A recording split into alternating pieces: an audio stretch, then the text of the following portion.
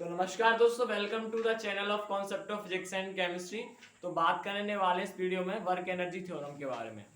देखिए, इस वीडियो में वर्क एनर्जी थ्योरम को प्रूव करेंगे और काफी सिंपल मेथड से मैं आपको कराऊंगा और आपको समझ में ही आएगा। ठीक है, सबसे पहले जान लेते हैं कि वर्क एनर्जी थ्योरम क्या होती है।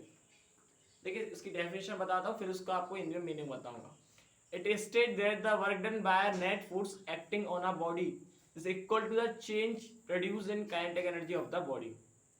ये थ्योरम कहती है कि अगर किसी भी बॉडी पर हम फोर्स अप्लाइड कर रहे हैं और उस फोर्स अप्लाइड के दौरान अगर उसमें कुछ वर्क डन हो रहा है उस बॉडी के द्वारा, भाई फोर्स अप्लाइड कर रहे हैं और बॉडी डिस्प्लेस कर रही है, तो वर्क डन सिंपल सी बात है होगा।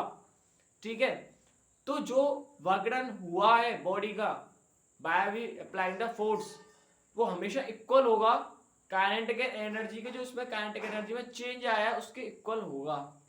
काइनेटिक एनर्जी में चेंज आया है उसके इक्वल होगा। ठीक है, is equal to the change produce in kinetic energy of the body. उस बॉडी के जो काइनेटिक एनर्जी में जो चेंज आया वो उसके इक्वल होगा। अगर सिंपल वर्ड्स में अगर मैं कहूं तो work done is equal to the kinetic energy in final minus kinetic energy in initial. और यही हमको प्रूव करना है, यही तो वर्क एनर्जी थ्योरम और क्या है, यही है वर्क एनर्जी थ्योरम। तो इसको प्रूव करेंगे स्टेटमेंट को, ठीक है, इंटीग्रेशन का यूज करते हुए। ठीक है, चलिए स्टार्ट करते हैं। देखिए, वर्क डन का जो फॉर्मूला होता है वो होता है फोर्स इनटू डिस्प्लेसमेंट। ठीक है, तो यहाँ पे हम डी लगाएंगे, D W is equal to force multiply में डी एस। क्यों?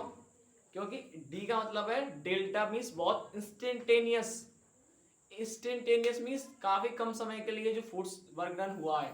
ठीक है, तो B W is equal to force into displacement. Force का फॉर्मूला होता है force is equal to M A. तो हम इस फोर्स के पे क्या लिखेंगे, M A dot D S, M A dot D S. ठीक है, चलिए, ठीक है, तो एम फोर्स के पे एम ए डी एस। ठीक है, अब देखिए जो एक्सेलरेशन होता है उसका फॉर्मूला क्या होता है, डीवी अपॉन डी। ये एक्सेलरेशन का फॉर्मूला होता है डीवी अपॉन डी। तो इस एक्सेलरेशन के पे क्या लिखेंगे, DV upon D T dot D S. ठीक है, अब देखिए यहां से क्या करता हूं मैं, DV upon D T D S. D T का नीचे डिवाइड दे देते हैं और डी टी का नीचे ऊपर मल्टीप्लाई कर देते हैं। ठीक है, अब देखिए बात तो एक ही है ना, डी टी से डी टी कट जाएगा, डी एस ही बचेगा। तो डी टी का नीचे डिवाइड दे दिया, डी टी का मल्टीप्लाई कर दिया। अगर आपको पता हो वेलोसिटी का फॉर्मूला होता है D S upon D T, D S upon D T velocity का फॉर्मूला होता है। तो एम डीवी इंटू में D T, D S upon D T को क्या लिख सकते हैं, बी डी टी। ठीक है, इस डी टी से ये डी टी कट जाएगा तो क्या आ जाएगा, एम बी डी वी। ठीक है, इतना समझ में आया भाई? हमने डी टी का नीचे डिवाइड कर दिया, मल्टीप्लाई कर दिया, बात तो एक ही है ना। तो ठीक है, तो D S upon D T का फॉर्मूला होता है बी वेलोसिटी। ये इस डी टी से इस ये डी टी कट जाएगा तो क्या बचेगा, डी वी और एम बी। ठीक है, अब हम क्या करेंगे, इंटीग्रेशन करेंगे इनका। अब हम क्या करेंगे, इंटीग्रेशन करेंगे। तो डब्ल्यू, ठीक है, integration M V D V और लिमिट लेंगे यू से बी तक। ठीक है, इसका तो ये होगा, एम इसमें से बाहर आ जाएगा और क्या बचेगा, वी स्क्वायर अपॉन टू, और लिमिट कहां से कहां तक लेनी थी, वी से यू तक। ठीक है, W is equal to M V square upon two minus U square upon to.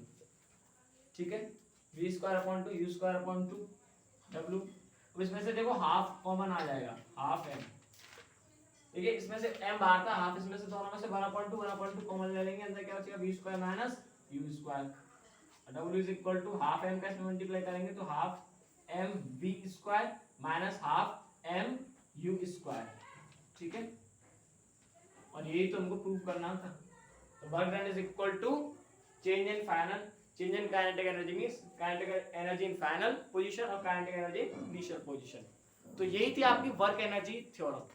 तो मिलते हैं आपसे नेक्स्ट वीडियो में, और 3 से 4 बार इसकी प्रैक्टिस कीजिएगा, आपको अवश्य आएगी। ठीक है, तो मिलते हैं नेक्स्ट वीडियो में।